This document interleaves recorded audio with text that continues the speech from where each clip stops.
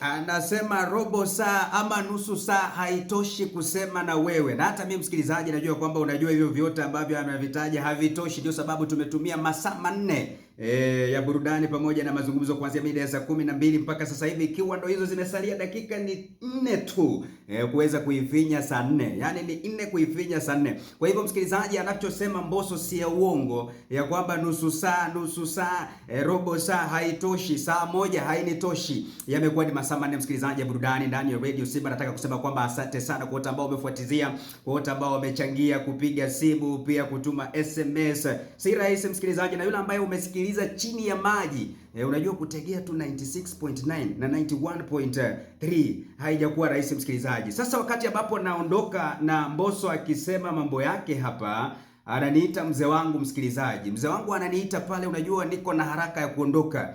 Ananiambia mjukuu, keti kwanza.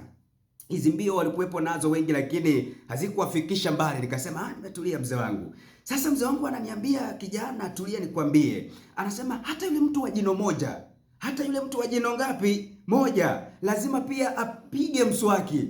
Unasikia kweli? Wewe sijui una meno mangapi msikilizaji, lakini mzee wangu anasema hata yule mtu wa jino moja lazima afanye nini? Apige mswaki, abrashi, ili ya kwamba lile jino liwe safi. Kwa hivyo ukitaka kuwa na maisha mazuri msikilizaji, hata yawe ni machache namna gani, hata uwe na kitu kidogo namna gani, kitunze vizuri. Sasa mzee wangu nilipomuuliza, yani jino moja linapigwa mswaki alafu si ni moja tu? Anasema hilo jino moja lina faida yake. Watu wakikuona unacheka jino lile moja ulilonalo limekaa chwara, watasema sasa angalia hii ni mtu wa namna gani. Kwa hivyo kile kitu ulicho nacho kifanye kipendeze, kiwe ni kidogo, kiwe ni kichache namna gani, muwe ni wachache, fanya bidii. Muwe mna vitu vichache, tia bidii. Usiache umaskini ulionao, usiache uchache ulionao ukusumbue na ufanye watu wakucheke na kusema angalia sasa hilo jino ulilonalo moja tu hilo lipige brush msikilizaji, litapendeza. Na hata watu wakikuona watakuwa wanatamani, wanasema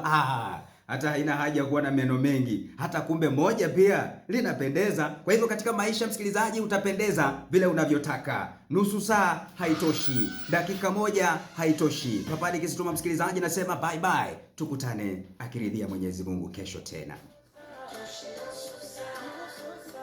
Hata masaa